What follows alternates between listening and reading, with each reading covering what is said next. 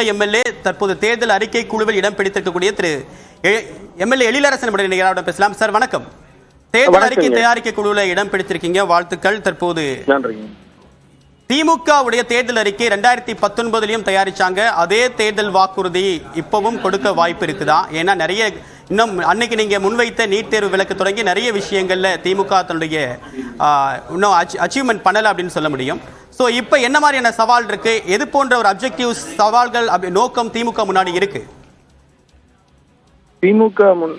திமுக ஏற்கனவே தயாரித்த நாடாளுமன்ற தேர்தலுக்கான வாக்குறுதிகளுக்கான தேர்தல் அறிக்கையை தயாரிக்கக்கூடிய குழுவில் இடம்பெற்றிருக்கிறேன் என்பது மகிழ்ச்சி. தலைவர் அவர்களுக்கு நன்றி தெரிவிக்கிறேன் உங்கள் வாயிலாக.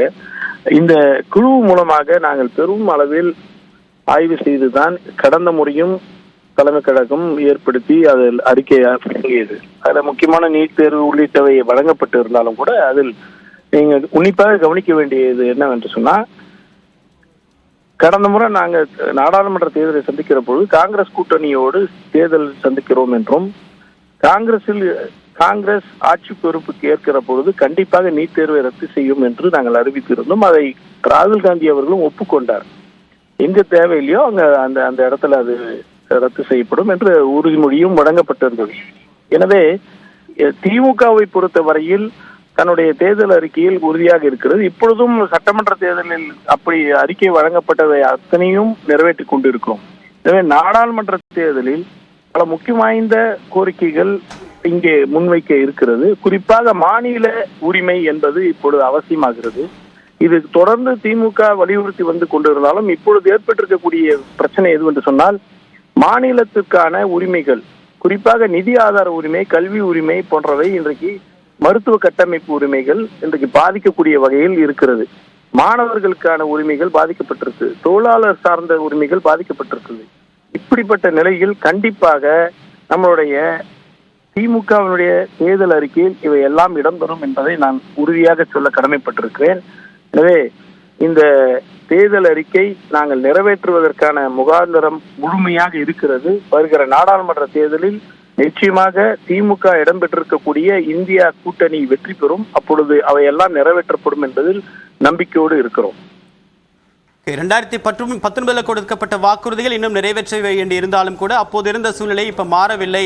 ஏன்னா அப்ப கொடுக்கப்பட்ட முக்கியமான வாக்குறுதி ஒண்ணு என்ன அப்படின்னா, நீட் தேர்வு காங்கிரஸ் ஆட்சிக்கு வந்தா அப்படின்னு சொல்லியிருந்தீங்க. இப்ப அதே நிலை தான் நீடிக்குது அப்படின்னு மிக முக்கியமான விஷயம். இன்னொன்று, பேச்சுவார்த்தை நடத்துவதற்கு குழு அமைக்கப்பட்டிருக்கு. அதுல முக்கியமா சீனியர்ஸுக்கு டிஆர் பாலு தொடங்கி எம்ஆர்கே பன்னீர்செல்வம் வரைக்கும் வாய்ப்புகள் கொடுக்கப்பட்டிருக்கு. ஸோ பேச்சுவார்த்தையில கடந்த முறையும் இந்த முறைக்கும் என்ன டேர்ம்ஸ் அண்ட் கண்டிஷன்ஸ் மாற வாய்ப்பு இருக்கு? போன முறை கொடுத்த சீட்டுகளை விட கூடுதலாக கட்சிகள் வர வாய்ப்பு இருக்கா? எண்ணிக்கை அதிகரிக்கப்பட வாய்ப்பு இருக்கா? நான் தேர்தல் அறிக்கை தயாரிக்கும் குழுவில் இடம்பெற்றிருக்க காரணத்தினால் அதை பற்றி பேசுனீங்க. அதை நான் சொல்றதுக்கு சரியாக இருக்கும். ஏன்னா பேச்சுவார்த்தை குழு என்பது ஒரு மூத்தவர்கள் இடம்பெற்று முக்கிய கூட்டணி கட்சிகளோடு பேச்சுவார்த்தை நடத்த போகிறது. அது தலைவர் அளவில் முடிவெடுக்க வேண்டிய விஷயங்கள் என்ற காரணத்தினால் என்னால் அது குறித்து கருத்துக்கள் கூற இயலாது என்பதை நான் தெரிவித்துக் கொள்கிறேன். சேலம் இளைஞரணி மாநாடு, ஏற்கனவே தகவல் தொழில்நுட்ப அணி மாநாடு, இன்னொன்று மாவட்ட செயலாளர்களுடைய ஆலோசனை கூட்டம் அப்படின்னு திமுக உடைய தேர்தல் பணிகளை கிட்டத்தட்ட ஒரு வருஷத்திற்கு முன்னாகவே திமுக தொடங்கிடுச்சு அப்படின்னு சொல்ல முடியும். ஆனா இந்த இளைஞரணி மாநாடு அப்படின்றது எந்த அளவுக்கு கை கொடுக்க நம்புறீங்க? இளைஞர்கள், இந்த ஜெனரேஷன் யங்ஸ்டர்ஸ் உடைய எதிர்பார்ப்பு என்ன திமுக கிட்ட இருந்து?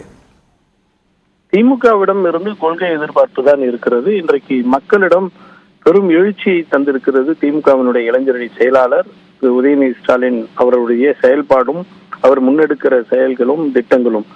குறிப்பாக பார்க்கிற பொழுது இன்றைக்கு இளைஞர் நலன் மற்றும் விளையாட்டு மேம்பாட்டுத்துறை அமைச்சர் என்ற பொறுப்பேற்றதிலிருந்து அவர் எடுத்திருக்கக்கூடிய நடவடிக்கைகள் எந்த அளவிற்கு முன்னேற்றத்தை தந்திருக்கிறது என்று ஒரு பக்கம், அமைச்சராக இளைஞரணி என்ற 5 லட்சம் உறுப்பினர்களை சேர்த்திருக்கிறார்கள். அவை எல்லாம் எப்படி என்று சொன்னால், சரியான கணக்கெடுப்போடு சரியான வாக்காளர் அடையாள அட்டை எல்லாம் கொண்டு அவர்களை இணைக்கப்பட்டிருக்கிறார்கள். அவர்களுடைய விருப்பத்தோடு கேட்டு அவர்களை இணைத்து இருக்கிறார்கள். திமுகவில் இளைஞரணியில் இளைஞர்கள் பெருமளவில் சேர்வதற்கான காரணம், திமுக இளைஞர்களுடைய நலனை அக்கறை கொண்டதாக, குறிப்பாக கல்வி, வேலைவாய்ப்பு, சமூக நீதி, சமத்துவம், சகோதரத்துவம், சுயமரியாதை என்ற இவற்றை தாங்கி நிற்கக்கூடிய ஒரு இயக்கமாக விளங்குவதனால் கண்டிப்பாக திமுக மீதுதான் இளைஞர்களுக்கு ஈர்ப்பு ஏற்படுகிறது. காரணம் இங்க ஜாதி மறுப்பு தன்மை இருக்கிறது. இங்க ஏற்ற இறக்கம் என்ற ஏற்றத்தாழ்வு என்ற தன்மையை ஒழிக்கக்கூடிய முனைப்பு காட்டுகிற ஒரு இயக்கமாக இருக்கிறது. தொடர்ந்து இயங்கிக் கொண்டிருக்கிறது. பாசிட்டிவ் டேர்ம்ல இதை அப்ரோச் பண்றீங்க. உங்களுடைய கருத்துக்களுக்கு மிக்க நன்றி திரு எழிலரசன். அடுத்ததாக